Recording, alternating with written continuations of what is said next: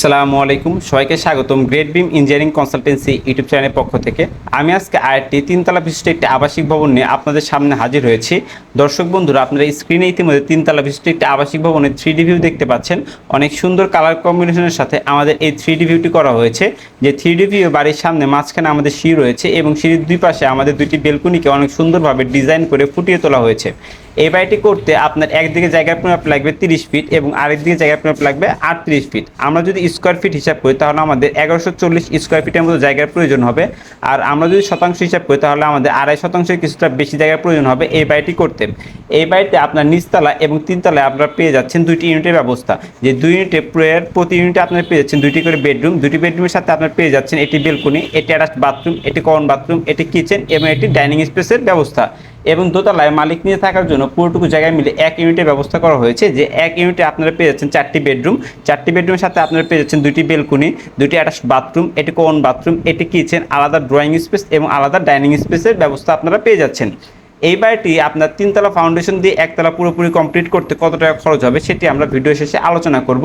আর আপনার বাড়ির জায়গাটি যদি এরকম হয়ে থাকে বা আপনার বাড়ির জায়গাটি যেরকমই হোক না কেন, আমাদের দ্বারা ড্রয়িং ডিজাইন করতে চাইলে স্ক্রিনে দেওয়া হোয়াটসঅ্যাপ নাম্বারে যোগাযোগ করতে পারেন। আমরা যদি এখন প্ল্যানে প্রবেশ করি, সর্বপ্রথম আমরা নিচতলা এবং তিনতলায় 2 ইউনিটের ব্যবস্থা করা হয়েছে। সেই 2 ইউনিটের প্ল্যানে প্রবেশ করি তাহলে সর্বপ্রথম আমরা বাড়ির সামনে মাঝখানে যে সিঁড়িটি দেখেছিলাম সেই সিঁড়ি থেকে যাবে, সেটা হচ্ছে আমাদের 7 ফিট 4 ইঞ্চি বা 15 ফিট 4 ইঞ্চি।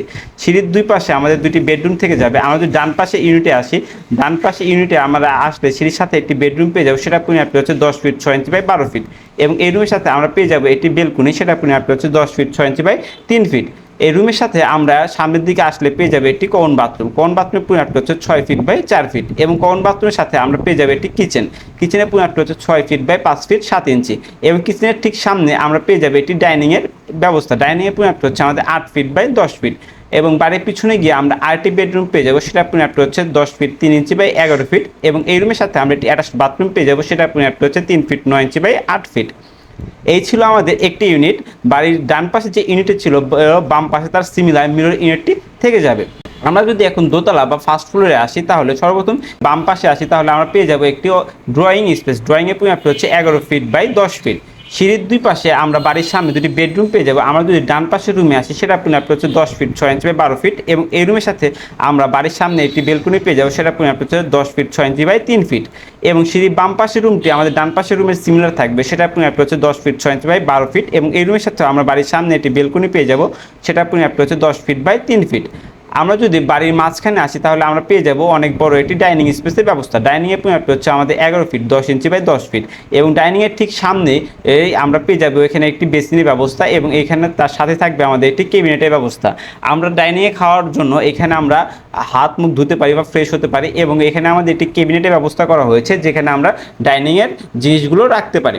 ডাইনিংয়ের ডান পাশে আমরা যদি আসি তাহলে আমরা পেয়ে যাবো একটি কিচেন, কিচেনের পরিমাপটা হচ্ছে 6 ফিট বাই 5 ফিট 7 ইঞ্চি। এবং এর সাথে থেকে যাবে আমাদের একটি কমন বাথরুম, সেটার পরিমাপটা হচ্ছে 6 ফিট বাই 4 ফিট।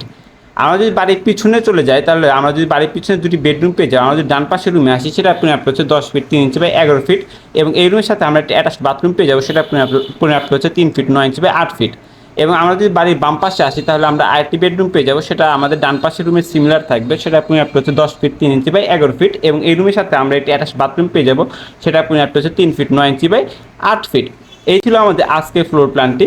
এই বাড়িটি আপনার কীরকম লেগেছে সেটি আপনারা অবশ্যই কমেন্ট বক্সে কমেন্ট করে জানাবেন। আর বাড়ি বিষয়ক যে কোনো জিনিস পরামর্শের জন্য আমাদের সাথে যোগাযোগ করতে পারেন। এই বাড়িটি আপনার তিনতলা ফাউন্ডেশন দিয়ে একতলা পুরোপুরি কমপ্লিট করতে আনুমানিক 25 থেকে 28 লাখ টাকার মতো খরচ হতে পারে। এটি একদম ফিক্সড না, জায়গা এবং ম্যাটেরিয়ালসের উপর ডিপেন্ড করে কিছুটা কম বা বেশি হতে পারে।